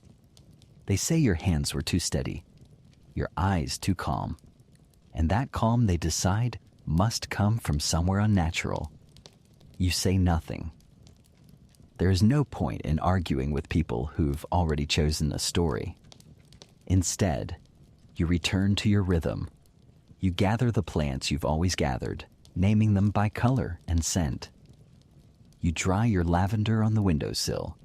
You tie bundles of yarrow and mugwort and sage with rough twine and hang them by the hearth where the smoke can kiss them dry. You press tinctures into tiny glass bottles, not because anyone asked for them, but because they might. And still, the whispers follow. She's not of the church, they say. She doesn't ask the priest's blessing. She delivers the wrong kind of child. There are books now, thick and serious, where historians debate the difference between folk healing and heresy, between medicine and magic, between wisdom and witchcraft. But for you, the line is not academic. It's a blade, and you walk it barefoot. There's a story your grandmother used to hum under her breath while shelling beans, something about talismans, a red thread tied 7 times, a mirror beneath the bed, a juniper branch on the sill. No one ever explained them. They weren't discussed, just done. Quiet defenses, subtle resistances, prayers for protection made with the hands, not the mouth. You never believed you needed such things, but lately, you've started placing a sprig of thyme beneath your pillow, just in case. And one evening, just as the sun begins to drown itself in the marshy horizon, a man finds you outside the chapel. He says your name, quietly, like testing it for sharpness. He doesn't shout. He doesn't touch you. He just says flatly, "If my wife had died, we'd have buried you with her." You meet his eyes, not in challenge, only to let him know you heard him, that you will remember. Your hands don't tremble until later, after he's gone, after the shadows have deepened, after the bell has rung for vespers and no one has come to ask for help. That night, you do not sleep, and when sleep finally comes, it drags you into something too strange to be dream and too soft to be nightmare. In it, the child you helped bring into the world rises from its crib, not crawling, not walking, but floating. Wings stretch from its back, not golden or divine, just pale and downy like a moth's. It flutters to the rafters of the chapel, where it perches above the altar, and watches you, only you. When you wake, your eyes are wet, not from fear, from sorrow, because you didn't bring a demon into the world. You brought a child. You didn't steal a soul. You saved one. You gave breath. You gave life. And still, they want to call it sin. You're at the well. The sky has gone soft. blue lavender hush that lingers before dusk truly falls. The wind is gentle, stirring the grass in slow waves. A few late bees hover near the thyme. You hear nothing but the creak of the old pulley and the soft splash of water echoing up from the stone mouth below. And then, without meaning to, you sing. Just a note at first, then another, and then the whole melody spills out, quiet and unthinking, like breath escaping from a dream. You don't plan it. You don't remember planning it. It rises from some part of you that doesn't speak in words, only feeling. It's a tune your grandmother hummed when she stirred the porridge or braided your hair, her hands rough but kind, her voice worn soft by years. There were words once, probably, but they're long gone. All that remains is the rhythm, that gentle rocking cadence, like a boat on a slow river, like the wind threading through hollow stone. It isn't a song meant for performance. It's a song meant for remembering. And that, it turns out, is the problem. Because someone hears. You don't notice her at first. The sexton's daughter. She's thin, sharp-faced, the kind of girl who knows who's come late to Mass and who's spoken out of turn in confession. She walks by with a bundle of kindling under one arm and suspicion already written into her shoulders. She stops, tilts her head, listens, and narrows her eyes, not in confusion, but in recognition. She knows this isn't a hymn. She knows it doesn't belong. And just like that, a harmless melody becomes something else entirely. A question, a judgment, a seed of doubt planted in the middle of the village. You try to explain it away. Oh, just an old lullaby, you say? A nursery song for the winter months when the nights are too long. But the girl's already walking faster, shoulders stiff, footsteps sharp on the dirt. That night, 2 people stop you on your way home. Harmless questions, all with friendly voices. What was that you were singing? Did your grandmother teach it to you? Funny tune. Doesn't sound familiar. Their smiles are pleasant. Too pleasant. You know what they're really asking. By morning, the priest himself arrives. He's not angry. Not yet. But he doesn't sit either. He remains standing near your door, hat still in hand, as though undecided whether this is a visit or an inspection. I've heard, he begins, that you were singing something by the well. He does not smile. You nod politely. A lullaby, you say again. Nothing more. He doesn't correct you. He doesn't need to. He just says, there are songs that invite things. He lets the sentence hang there, unanchored, unfinished, heavy with implication. He doesn't say devils. He doesn't say spirits. He doesn't say power. But you hear all of them anyway. You've read the history, or rather you've heard it. The stories that drift like smoke from fire to fire. The things not written down but passed in whispers. Songs with no words, only sounds. Melodies that don't fit in the liturgy. Scales and rhythms that make the spine tingle in the wrong way. They call it heathen music, especially when it's sung by women, especially when it's sung at wells, because a well is not just a hole in the ground. It's a mouth, a memory, a place where water rises from the dark, not with explanation, but with mystery.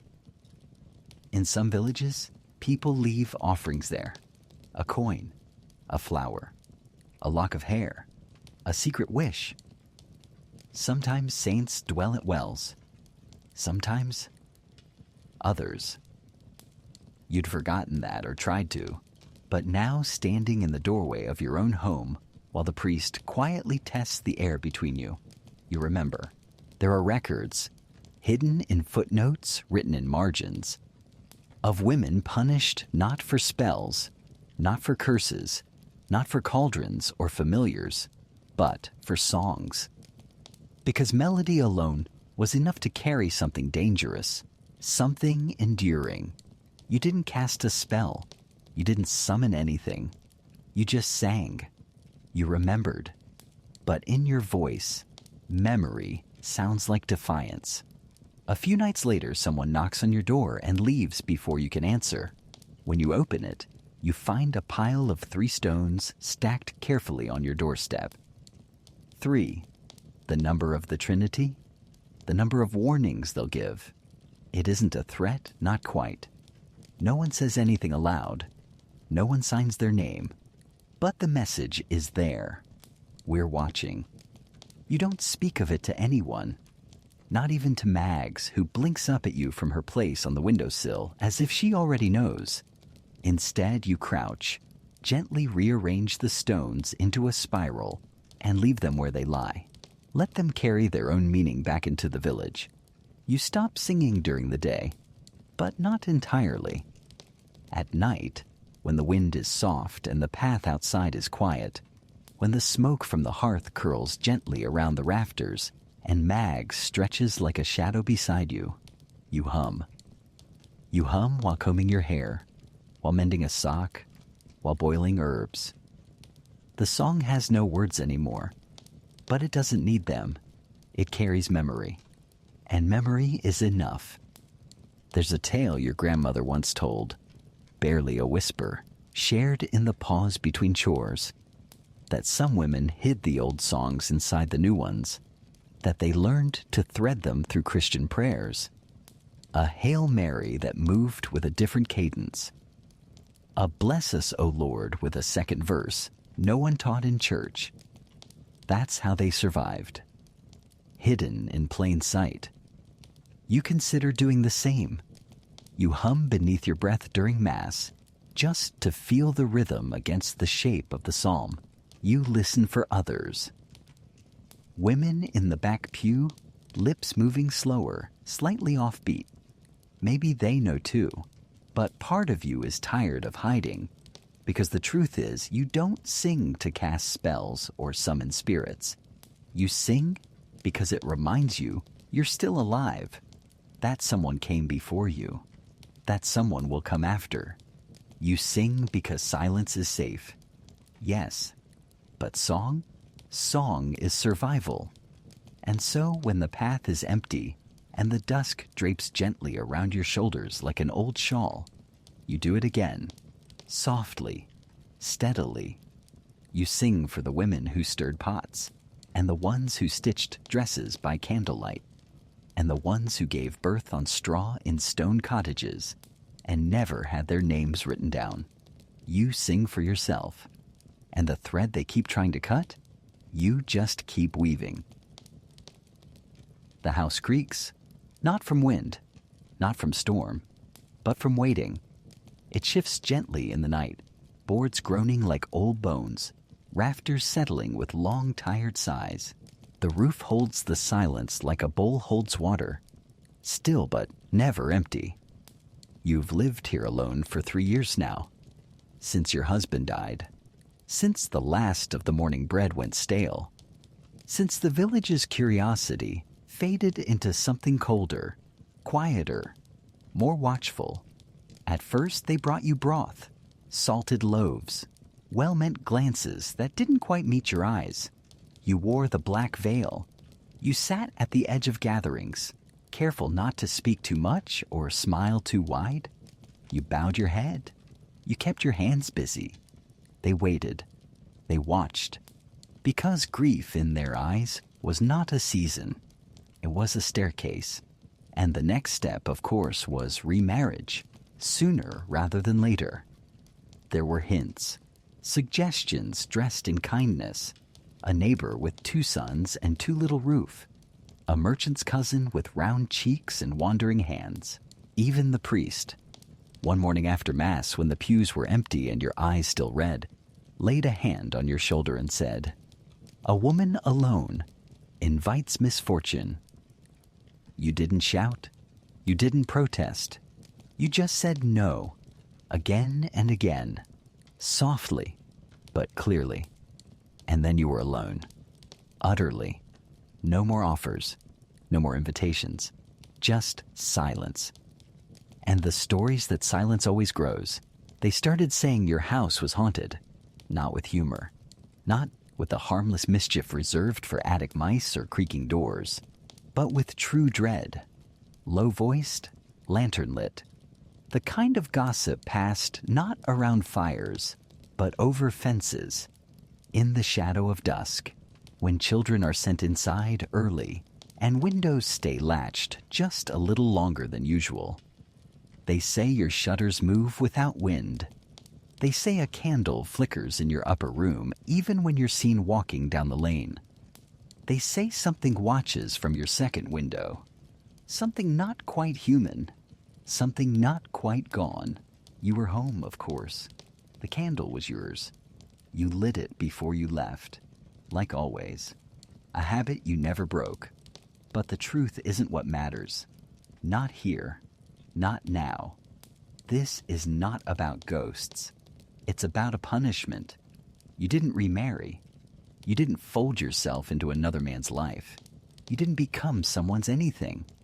And in a world where women are meant to echo, you remained a voice. A house with no man in it becomes a question.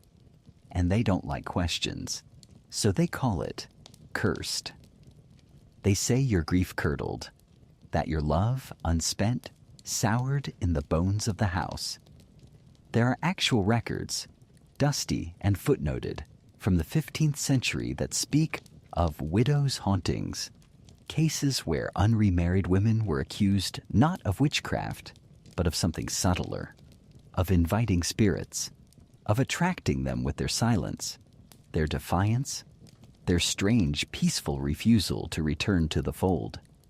A woman alone was an unfinished sentence, and the village prefers endings.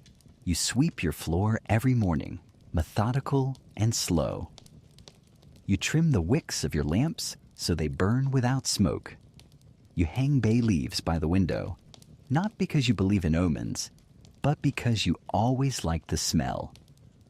You boil soup with garlic and thyme. You hum while you stir. And still, they say the walls whisper. One winter's night, a traveling friar passed through the village. He drank too much wine by the fire, spoke too freely, and you, tucked just out of view behind the curtain, heard him murmur to the priest, "Widows who stay alone too long hold the veil between worlds open." As if your grief left a door ajar, as if your refusal to remarry wasn't healing, but invitation. You never invited anything, not spirits, not secrets, not sin, but you do speak aloud to your husband sometimes, at the end of long days, while peeling carrots, while folding the linens, not because you expect a reply, but because you remember who you were when he looked at you, and who you never want to become. Again, they say a child saw a figure in your upper window, dressed in black, unmoving. You were changing clothes. They say the well behind your house groans after midnight. It's just the wind winding through the stones. They say the sound of your loom late at night is the creak of bones being bent in the dark. You find that oddly beautiful. You begin to light 2 candles instead of 1, partly out of habit, partly out of mischief. You take your time walking to the market now. You look people in the eye. You hum when no one expects you to. They flinch sometimes. Good. Let them wonder. Let them mutter prayers under their breath as they pass your gate. Let them clutch their rosaries when they hear your shutters open after sundown. Let them knock only when someone else is watching, because your solitude is not shame. It is sanctuary. Your house is not mourning. It is listening. And so are you. They want you to vanish, to marry, to fade, to follow the script. But you remain. You bake your bread. You card your wool. You feed the stray cat that keeps coming back. You live with no one's name but your own. And if that means they call you haunted, so be it. Because your kind of ghost is the kind that doesn't leave, not out of vengeance, not out of sorrow, but out of sheer stubborn presence. You are the story they whisper to their daughters, the caution they offer with tea and trembling hands, the shadow they pretend not to see. And you like it that way, because you are not a widow waiting to be claimed. You are a woman, unclaimed, unquiet, alive, and if that makes you a ghost, then may you haunt this village forever. It's always the little things they watch, not your words, not your prayers, but the tilt of your head when someone passes you in silence, the pause in your step when a child coughs, the way your hands move when you're not looking, as if they might be doing more than housework. Not what you say, but what you do. Not your beliefs, but your behaviors. And for some women, even kindness becomes suspicion. That's how it starts this time. Not with incense, not with herbs, not with a song, but with bread. You left it on your doorstep. One of your better loaves. The kind you only make when the yeast rises just right and the weather holds still. It was warm from the oven, wrapped in a cloth that still smelled faintly of thyme and ash. You set it out just before dusk, quietly, as the shadows slipped long across the road. Not for charity, not for show. You'd seen the shepherd boy earlier, elbows sharp beneath a threadbare tunic, hands red and cracked from cold. He hadn't begged, he hadn't spoken, but when he passed, his eyes flinched away from yours, and his stomach, as he walked, growled loud enough to make the hens rustle in their pen. So you left the bread. No sign, no instruction. He took it. He didn't say thank you, just looked at it like it wasn't real, like he expected it to vanish. Then he ran barefoot down the road, clutching it like it might disappear if he blinked. You thought that would be the end of it, but nothing kind ever ends quietly. The next day, the baker's wife came by. She didn't linger, just stood near your gate, her hands folded neatly in front of her apron. Her tone was light, the way someone speaks when they've already told the story to others and are giving you a final chance to explain. You feeding anyone besides yourself these days? You smiled, gently, but not invitingly. Only the cat. She didn't laugh, just nodded, eyes already turning toward home. And within a week, the stories began to bloom, fast and fungal. That your hearth smoke smells different when you bake. That the poor seem drawn to your fence like moths to lantern light. That you're too generous, too open-handed, too willing to share when others tighten their fists. One afternoon, a beggar was seen leaving your garden. Mud-streaked, half mad, with a piece of your bread clutched to his chest like a relic. He was muttering, blessings maybe or nonsense, in a dialect no one could name. His smile was too wide, his eyes too bright. That's when the unease deepened, because kindness in this village is only acceptable under rules. Signed, sealed, supervised, unsupervised generosity. That's unpredictable, unsettling, unchristian. What if you're feeding the wrong mouths? What if you're giving comfort to those God meant to humble? What if you're offering grace where punishment was expected? Worse still, what if you expect something back? There are records, court scrolls, and clerical notes that mention women like you. Women who gave alms without permission, who fed lepers, who offered shelter without asking first, who gave food to the wrong kind of hungry. And so they said, she must be bargaining. She must be conspiring. She must be feeding something other than men. You don't feed demons. You feed the hungry. But that doesn't quiet the whispers. One morning, You open your door to find a bowl of ashes left neatly on your step, an old warning, a message written without words. Another day, a chalk circle appears near your threshold, uneven, childlike, but clearly meant to ward or contain. Protection against what? No one will say aloud. And then finally, someone dares speak it plain. She doesn't just feed the poor, she draws them, like rats.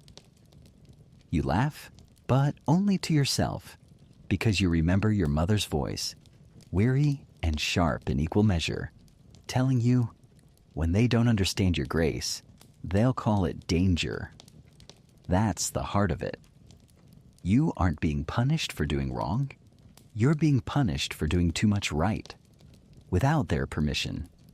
And you've read enough to know this is old, older than firewood and fences, and even the church that shadows the square. Historians still argue over women like you. Were you scapegoats for generosity? Victims of superstition? Witches? Saints? The line, they admit, is difficult to draw, especially in places where food is scarce and suspicion plentiful. There's a fringe belief you once overheard from a hedge priest passing through. Drunk, half asleep by the fire, he said that the hungry dead wander the countryside, nameless, faceless, invisible, except in the spaces between seconds. They are drawn not to churches or graveyards, but to hearths, to open doors, to warm bread left out without asking for coin or confession. A woman who feeds too many strangers, he said, might be feeding more than she knows. You remember that story now. And still, you leave bread again. Not because you want ghosts, not because you want gossip, but because you remember what it felt like, once, to go to bed with your ribs hollow and your hands curled into fists just to stay warm, to wake hungry and ashamed, to pray not for salvation, but for something soft on your tongue. You don't leave it out every night. You're not reckless, but you keep the habit. Your door stays closed after sundown, but not locked. You add a second stool near the fire, just in case. Let them whisper. Let them cross themselves when your window glows late into the night. Let them say the cat you feed is a spirit, and the bread you bake is laced with promises. Because you know the truth, it's not that they think you feed demons. It's that they fear you might make the demons human, that your hand on a stranger's shoulder might make him less frightening, that your bread might make him deserving, that your hearth, unwatched, unsanctioned, might burn with a warmth no priest can bless, and no man can extinguish. And maybe one day, when the winter deepens and hunger presses too close to pride, they'll come to your door themselves. Empty-handed, half apologetic, and you'll open the door. You'll slice the bread and offer them kindness anyway, because your mercy is not a bargain. It is a decision. It is a fire you tend, not for reward, but because someone must, and because you remember. The world doesn't end with fire. Not in your case. There's no trial, no stake, no torchlit mob dragging you into the square while bells toll and faces blur with rage. That's the version people expect, the dramatic end, the textbook ending. But for you, the punishment is slower, quieter, almost invisible. You're still here, still standing, but you've become something else, a story, the kind that parents murmur to keep their daughters obedient, the one where no names are used, just that woman down the road, the one who lived alone, the one who fed strays and sang in the dark and wore too much red, the one who laughed at the wrong time, the one who didn't marry. No one confronts you anymore. They just walk faster past your house. They stop asking for your bread, your balm, your advice. They pretend your cat isn't real, that your chimney doesn't smoke, that your garden doesn't bloom out of season. They act like you're already gone. And in a way you are.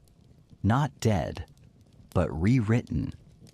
They've painted you into a cautionary shape, not with brushes, but with silence and rumor.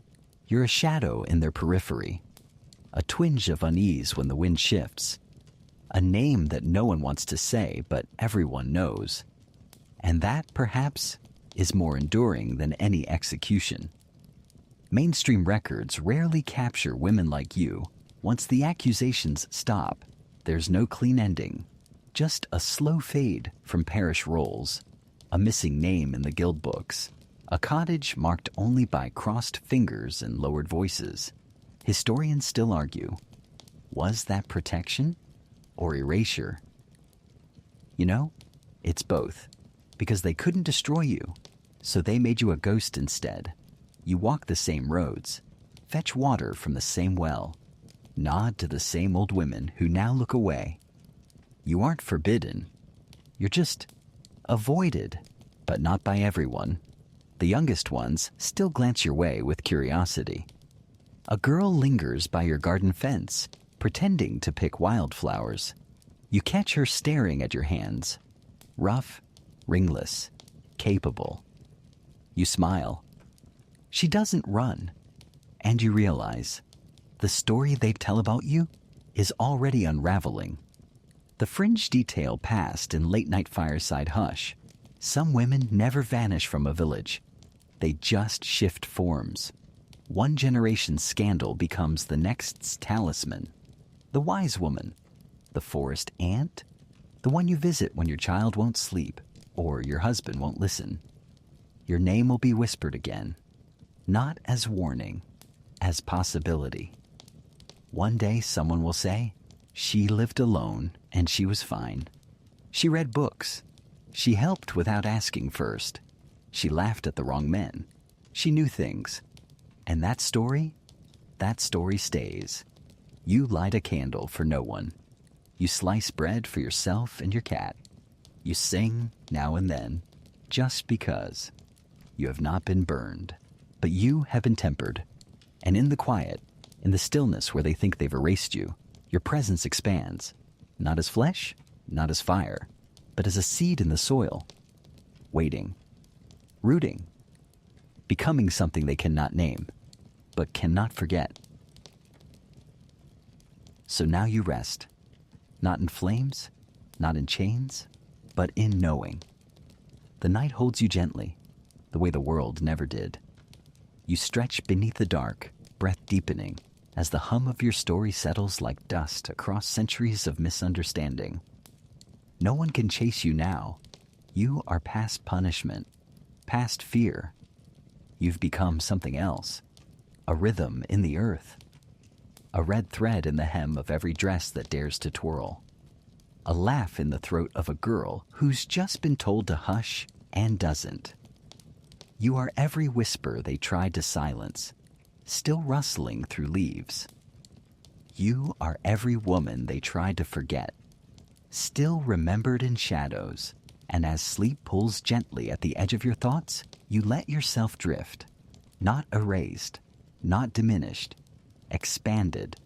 Let the stories continue. Let the doors close. Let the curtains twitch. You've already done what they feared most. You endured. And in doing so, you lit a quiet fire that still smolders, in kitchens and notebooks and gardens and songs, in every woman who refuses to bow simply because someone told her to. You do not rest in shame. You rest in legacy. Now, close your eyes. Let the hush wrap around you like wool. You're safe here. They can't reach you now. Not in this story. Not in this night. Sleep well, wild one. You were never wrong to speak. You were only too early. If you've made it all the way to the end, leave a comment and tell me what story you'd like to hear next. I genuinely enjoy seeing and reading every kind word you share. Thank you for watching. Sweet dreams and good night.